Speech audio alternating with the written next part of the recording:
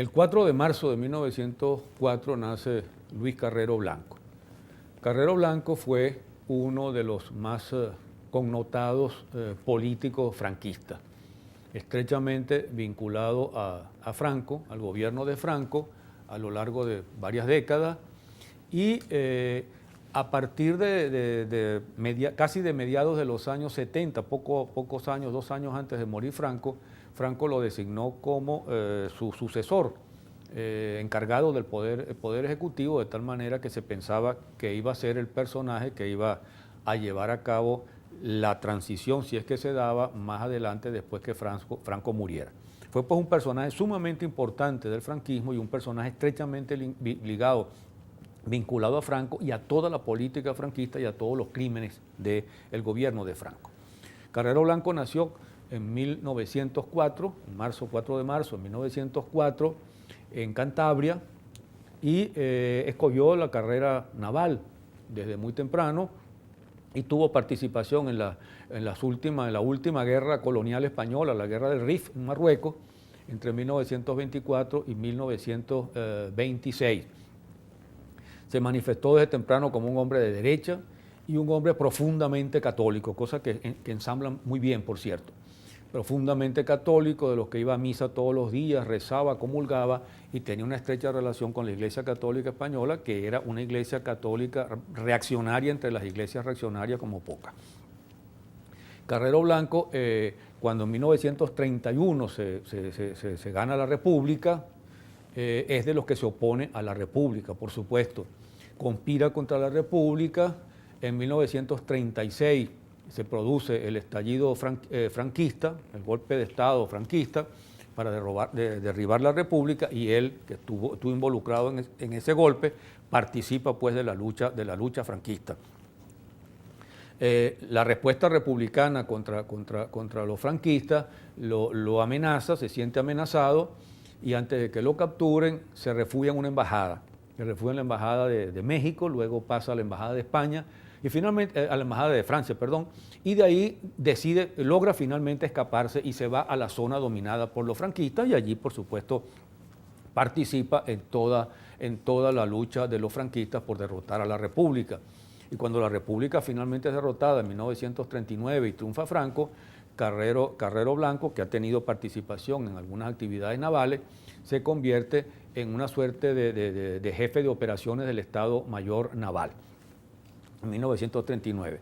Pero en 1940 Carrero Blanco logra ascender políticamente en el franquismo.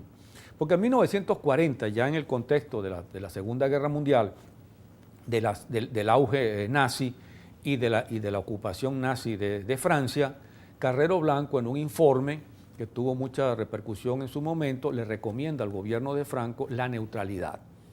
En lugar de ponerse del lado de los nazis, que se declarara neutral.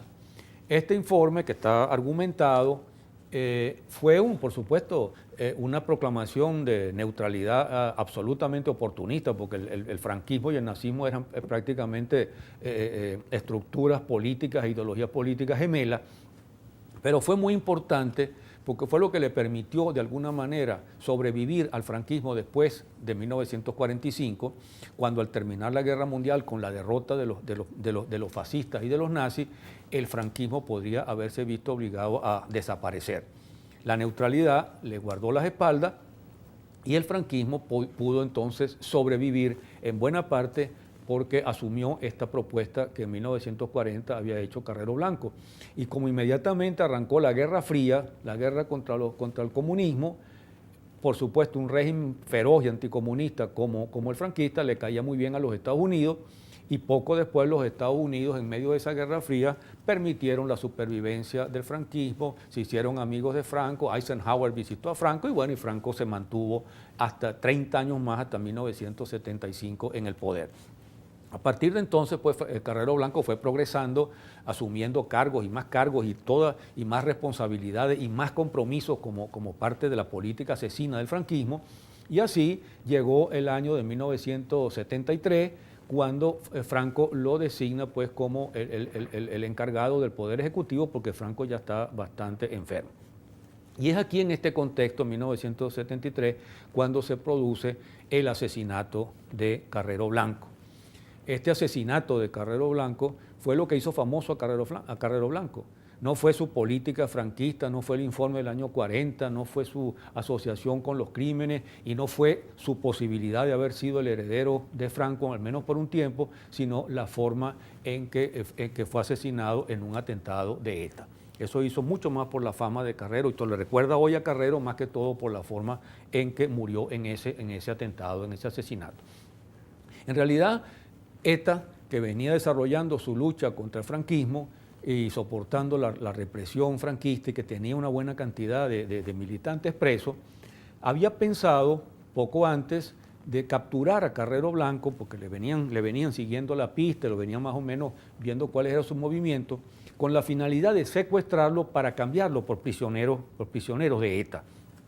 Pero justamente en ese contexto es cuando Carrero Blanco es nombrado entonces jefe del Ejecutivo, y eso cambia las cosas, porque ETA entiende que va a ser imposible que se pueda secuestrar a Carrero Blanco para cambiarlo por prisionero por la condición de encargado del Poder Ejecutivo. Y entonces deciden cambiar el intento de secuestro y lo convierten en un intento de asesinato y deciden matar a Carrero Blanco. Carrero, repito, ETA le había seguido, la operación la llama ETA Operación Ogro. Dicen que le pusieron Operación Ogro por la cara de bruto que tenía Carrero Blanco y por las cejas espesas y peludas que tenía, que parecía un ogro. Le habían seguido la pista a Carrero Blanco y habían estado hasta cerca de él, cuidándose muy bien las cosas, y finalmente 4 militantes de ETA se instalaron en una casa del centro de Madrid, porque el Carrero Blanco tenía como un ritual diario. Iba todas las mañanas a misa en la iglesia San Francisco de Borja en Madrid, salía a la misa, ahí comulgaba, voy a misa y comulgaba, a las 9 pasaba por la calle Coello y se dirigía en un coche negro, un Dodge Dart, se dirigía hacia sus oficinas. Y eso era algo así como un ritual infalible. ETA alquiló una casa allí y empezaron a cavar un túnel hacia el medio de la calle.